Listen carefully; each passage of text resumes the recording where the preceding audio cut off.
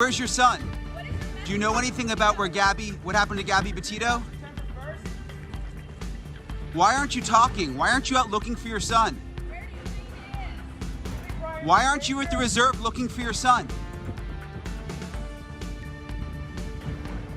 Before we get into today's video, I do want to let you guys know that this video is for educational purposes only.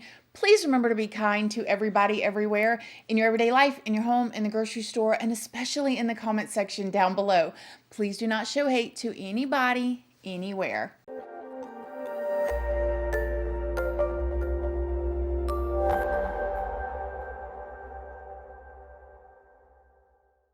Good morning, my lovelies, my beauties, my friends. My name is Christina and welcome to my channel. If you're new here, thank you so much for clicking on this video. I really hope that you will subscribe, stick around, take a chance in hearing some things that I have to say. And if you are a returning subscriber, y'all already know, y'all are my babies. So good morning, good morning, good morning. How is everybody doing today? I hope you all are having an amazing day. Hope you all have had a wonderful week. Y'all, if y'all hear that crying in the background, let me show y'all the newest member to my family. And this thing right here is at my feet constantly. Hold on. Come here, Jasper. This is Jasper Randall. I know it. Life is so tough for you, isn't it? I know. You can't be held 24 hours a day. I know it. Y'all want to see? How sweet is he? He's a sweet boy.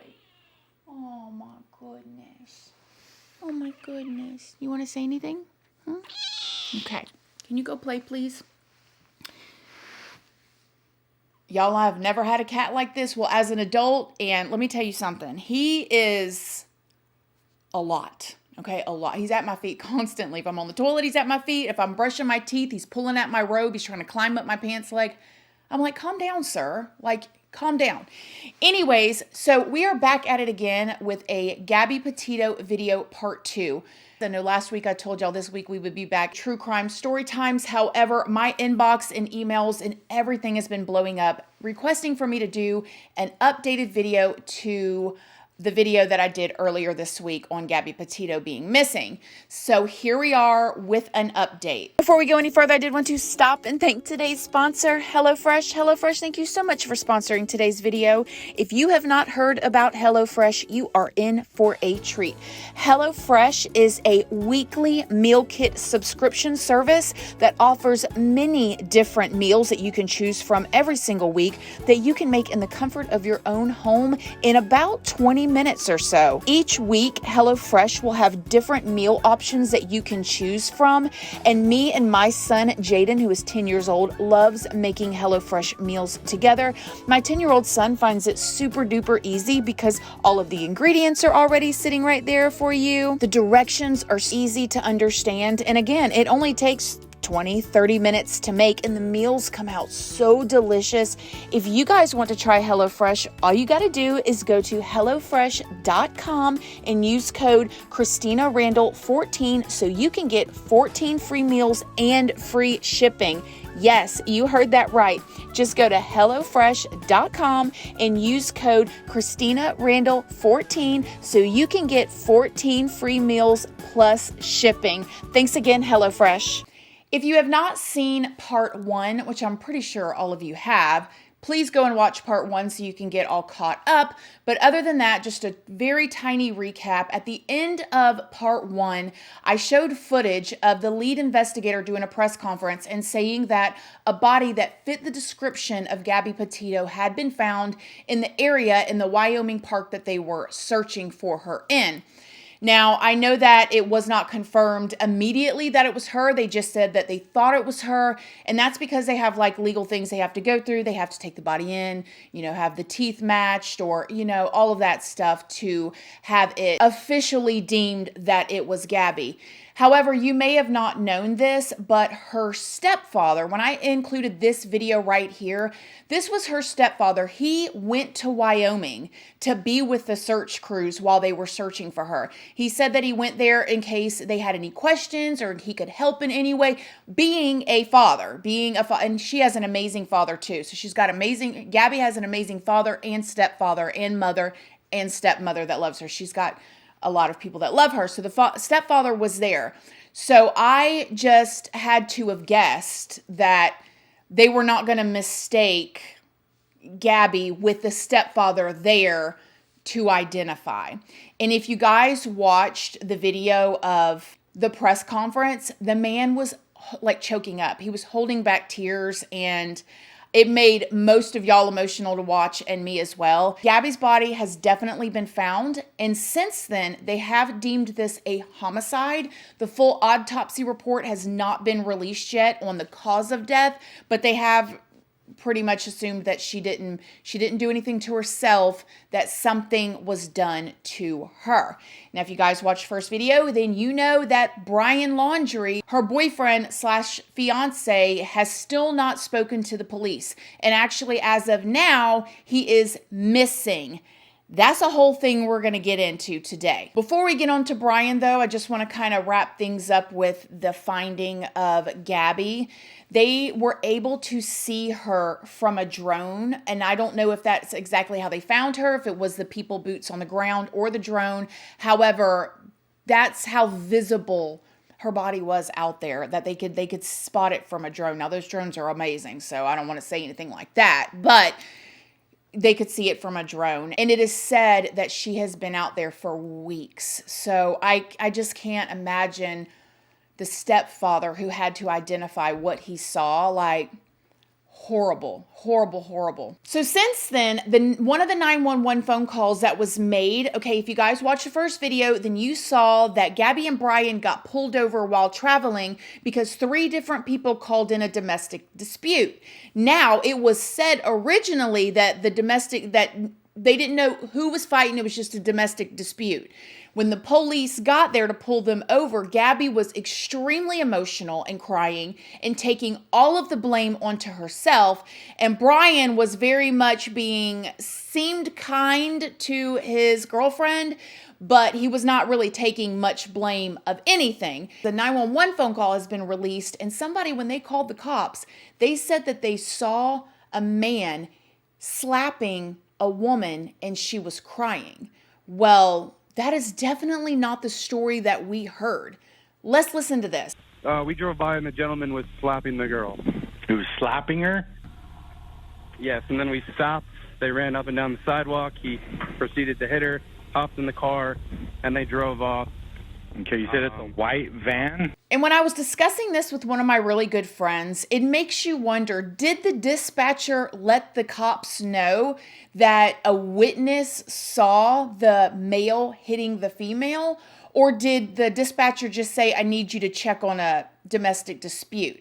Because that would make a big difference in if the cops handled the situation in the right way or not. I think we should definitely cut them some slack in this, because all the cops had to go by, if they didn't know about the person calling in as a witness saying that they saw the male hitting the female, all they had to go by was what Gabby and Brian was saying, okay? And Gabby was saying that she was the aggressor, and Brian was saying that she was the aggressor. A lot of us that have been in narcissistic, abusive relationships can spot that type of thing a mile away, okay?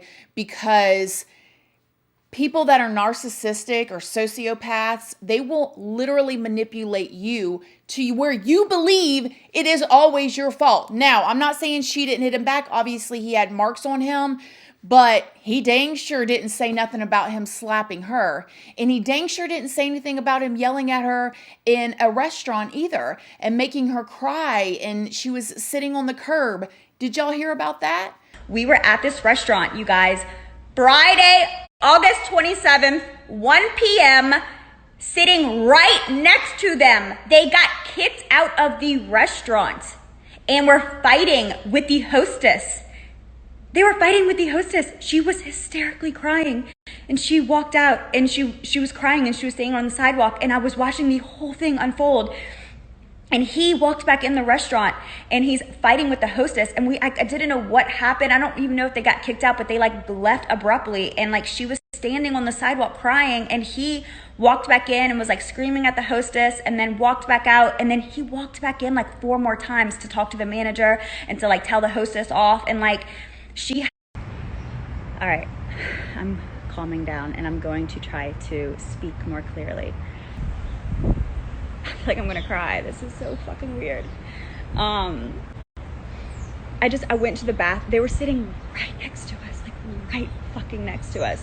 And we were both sitting right by the hostess stand, right by the front door. I went to the bathroom. I came back and they were like abruptly leaving, like something happened. At first, my first thought was like they were displeased with the service and they were walking out, or they were trying to get out of paying their bill, but it was kind of like a scene.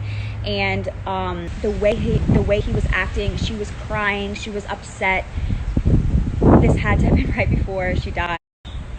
So she walks out, she's upset, she's crying, and he's like more angry. Like you could tell like it's more sadness for her, and she's crying for some reason. I don't know if she was embarrassed or what, because I don't know. I put it here. I don't know what was going on. I could just see what was unfolding. And so she's standing on the sidewalk. I could see her through the front door, and she's standing on the sidewalk crying. And he walks out with her, but then like right away turns around, walks right back in, and he's, you know, kind of like violently like talking to the hostess, and you could tell he's angry. And they're just kind of like doing the whole like sorry, like we don't know what to tell you kind of thing. You could tell he was relentless. He wouldn't drop it. Whatever it was, he wouldn't drop it. He walked out. He walked back in the restaurant probably 4 more times, just to kind of make a scene and just to get his point across, which, you know, I don't know what that was. I really don't know what happened, but she just apologized. I think she was telling him like, come on, like just drop it, let's go. And she like looked at the hostess and she was just like I'm sorry. And that was it. And it's just like I don't even know. I don't even have words right now. How heartbreaking, you know, especially after you've seen the video of Gabby, you know, and she was saying like how he didn't believe in her dreams and didn't think she could do it. And then, you know, that was on the 12th. And these people said that they saw them fighting on the 27th at 1:00 in the afternoon, which makes me wonder, well, first of all, it makes me wonder what all Gabby went through, poor baby. But it also makes me wonder, you know, because those other YouTubers saw the van there on the 27th, okay, that it was just parked there. Did they leave that restaurant and finish fighting and something happened? I have my theories of what I think happened, but I'm not going to say them just yet. And let me tell you guys why. Brian is still missing. We're going to get to that. But he has not spoken to the cops at all. So he has not told a story, not one. He is still missing. The cops in his county thought that he was at his house, but he wasn't. So come to find out, last Friday, his parents called the cops and said that their son, Brian, was missing. And the cops are like, what? Because see, they thought they knew where he was. They got police camping outside in front of his house. They think they know exactly where he's at. Well, the parents say, no, he actually left to go hiking on Tuesday at this big park. This place that Brian allegedly went hiking at has a ton of it that's underwater. There's a lot of swamps. There's gators. It's Florida. There's all of that. So the parents say, okay, he's been gone since Tuesday and now he's missing. Come to find out, the parents went up to this park and drove his Mustang home. Okay, so Brian allegedly, according to the parents, says, hey, Mom, I'm going to go hiking, you know, drive my Mustang and go hiking while everybody's looking for my fiance while she's missing. I'm just going to go hiking, okay? Like you ain't done enough hiking in the past few months anyways. This is their story. We're going to let them tell it. Mom, Dad, I'm going to go hiking. Drives up there. Allegedly, the parent says he was gone for so long, so they drove up there to look for him. He wasn't there. They saw his car was still there, so they just happened to have a spare key, whatever, and drive his car back home. Then they wait there a few days. Then they call the cops and say, he's missing. We went and got his car. Really? Really? So neighbors have come out since then and said that about a week after Brian returned home. Yeah, well, I was doing some work in the front yard, and you know, I noticed that they got a new camper for the back of the pickup, and I didn't think anything unusual. You know, they got a new camper, so they wanted to put their own touch inside of it. I saw them doing some work. Then when they prepared for their trip, I saw them loading the camper. Now you're talking about Brian and his parents after he returned home, is that correct? In a different camper? Yes. Okay. The van is his. His father has a pickup truck, which they purchased a in-bed camper. Like an attachment And, camper. And then you say yes. that they packed up that camper, Brian and his mom and dad, and they went camping. Do you know that for sure? We saw them. I saw them loading it up, and so I assumed they were preparing for, a camping trip with their new camper. They were going for the weekend. Yes. So how long after he got back, alone in that white van? How long after that was this, when you saw them working on this other camper and getting ready to go away together? Yeah, I can't remember, the dates. Week and a half. Yeah, probably week and a half. I agree with that. So yes. did the police ever talk to you about what you saw, the parents and Brian working on this new camper and then leaving for a few days? Did they ask you about that? I believe that we did give them that information. Mm-hmm. We did tell them that they had gone on a camping trip for 3 days for the weekend. Did you think there was anything unusual about that? Well, after we knew they were missing, after Gabby was missing, when they came to our house on Saturday night a week ago and told us they were working a missing persons case. Yeah. Also, which struck me as odd, as I spoke to my wife about, is that the parents going on a trip, I could see that, but taking their 23-year-old son in a small camper that's on the back of the truck struck us as odd. Where did they take this boy? Where is he at? Or young man, where is he at? You know what I don't believe? I do not believe that he's in that park that they're searching. I think that leaving that car there and all of that is to keep the police off of his tracks so he could get away and be wherever he's at. And in the meantime, you know what I think they're doing? I think they're watching to see what all evidence is going to come out, like all these people that are saying, oh, I saw him here. I saw them there. I think they're doing this to see what all they're going to know so he can come up with his story of what happened. That's what I think. And I'm not going to say what I think happened, but I think that this is all part of a plan. I do not think he is lost in this area for this many days. I don't think so. I really hope that nothing bad has happened to him. And I really hope too that Gabby's parents can get closure some way, somehow, because this is devastating.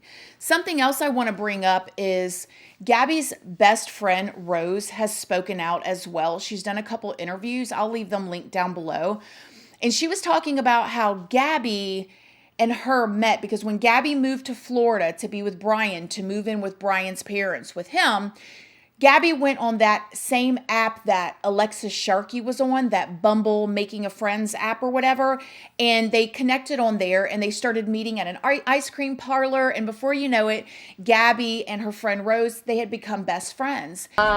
Roughly 2 years ago, I got a message on Bumble for friends, and it was, you seem so cool, I want to be your friend, can we be friends? And I was like, of course. And from there we started hanging out every day, and it's kind of weird to say I met her on Bumble for friends. People always laughed at us for that. But hey, glad she came into my life. What was their relationship? Or what is their relationship? Thank you. On the outside, he's very charismatic, so it seems very loving, and of course, like any relationship, there was arguments, and she'd come stay at my house when there was arguments just to like get away from it, and I didn't ask much questions, because if she wanted to tell me, she could tell me, How many times did she come and stay with you? I couldn't give a number, but I mean, Within the first year, I mean, I want to say at least 7 to 10 times. Do you remember any one particular incident that you were particularly upset about? Yeah, well, we were supposed to go line dancing. It was ladies' night. And her drive is about 30 minutes to me. And halfway there, she realized her ID was missing. And so it caused a really big argument because Brian just didn't want her to go out. And there was a jealousy issue. And it caused a huge argument between them. And she came over and cried and just talked to me about what happened and told me all that she was comfortable telling me. Did you feel with that?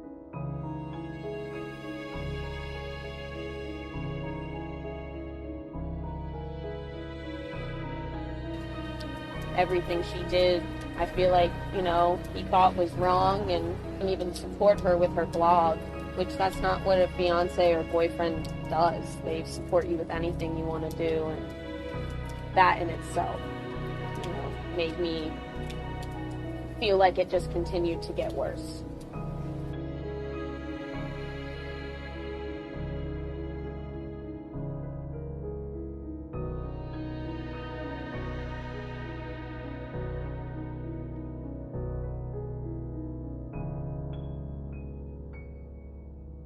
Something else I thought was very intriguing about this was that Gabby's phone was turned off on the day that Brian returned back home. So on September 1st, Gabby's phone went dead.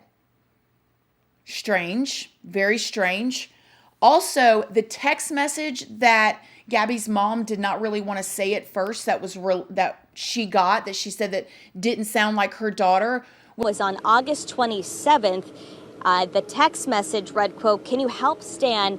I just keep getting his voicemails and missed calls." So Stan is Gabby's grandfather, but her mother says Gabby wouldn't have called her grandfather by his first name in those text messages. So that sent off an alarm in her head that something may be wrong with her daughter. Again, that all happening on August 27th. Something else that I think is very, very interesting about this case, Brian's sister did an interview with the media before Gabby's body was found. She said she hadn't even talked to her brother, that she wanted to talk to him. She said that she loved Gabby and her children loved Gabby. She said her children also loved her brother, which is her children's uncle.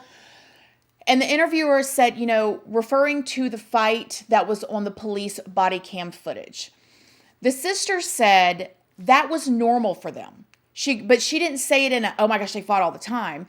She said it in a very like, no, that's normal for them. They will fight, but they will also separate. And I don't know. It just doesn't seem normal to me. To everybody else, all of this fighting seemed normal, except, and this is the part I find interesting, Gabby's family.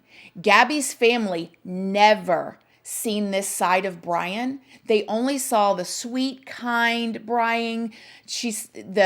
Gabby's father has said in interviews that the only thing that he saw of Gabby and Brian as far as a relationship is the same things that we can see in their Instagram photos. So this, everything is perfect, which is, you know, strange to me. And for the last part of this video, Brian's parents. I'm a boy mom, okay? I'm very protective of my boys, and I'm going to have their backs until the end of time. Now, if they're wrong, they're wrong, okay? I'm going to love you. I'm going to be there for you, but you wrong, okay? That's just what it is. If I'm wrong, I'm wrong. My mind is just going a million miles an hour at how the parents, why they're not sympathetic to Gabby's family. I mean, there's so many things they could do without incriminating their son that they're not doing. And it makes me, and it's both parents. It's the mom and the dad, which I can't help but to wonder if Brian's father is the same way Brian is. And maybe it's the mirroring relationship. Because for whatever reason, he came home, they got him a lawyer, and they have helped cover, seemingly, allegedly, I don't know. It seems like they have helped cover up for him. And if it can be proven, they're going to be in big trouble. If it is true and if that can be proven. I mean, come on, they went and got his vehicle. If your son was truly missing and you had to go and get his vehicle, you didn't know where he was, he went hiking, he disappeared for days, you don't report him missing. And also, you're not down there searching for your child? That's weird to me. If your son is missing, why aren't you looking for him? Seems very, very strange. And last thing, and I'm going to end this video, and I'll see you guys next week. Can we just talk about the stark difference with what's going on with Gabby's parents? Okay? Gabby's mother, my heart goes out to her. I've been praying for these people every day. When I watched the interviews with Gabby's mother, you could tell she did not want to be doing this. She wanted her baby girl back, okay? You could tell that she was doing it only at the chances that it would help find her daughter. She didn't want to be in front of the camera. She didn't want to be, but you could tell she sucked it up and got through it because it may help just a little bit to bring her daughter home. That's why it broke my heart to think about her during this, because I know all of them are hurting. So you've got the mom, the stepmom, the dad, and the stepdad talking to the media, going on Dr. Phil. You've got the stepdad all the way in Wyoming, boots on the ground, helping. He's calling out. You know, the media is asking about Brian. They don't want to talk about Brian. They wanted to talk about Gabby. They wanted to find Gabby, find Gabby, find Gabby. I want y'all to think about this. And then I want y'all to think about the Summer Wells case and the difference. If it is true that big media reached out to Dawn and Candace, look at how far it could have gone. They could have found their daughter if they really wanted to find her. You know what I mean? How weird is that? If they wanted to find her. All right, you guys, I'm not going to go on that too much. You guys, you know, thoughts and prayers and all of our love goes to Gabby. Anybody that knew her, loved her. I'm not going to get into all the lessons that we can learn from this right now because it is so sensitive. But I love you guys. I will see y'all next week. Please, please, please have a wonderful weekend. Get outside, drink your water, be safe. As always, my loves, thank you so much for watching this video. Please do not forget to like it. It's a free way that you can help your girl out. And until next time, I love you guys so very much. And I'll see y'all in the next video. Bye. Love you guys. Bye.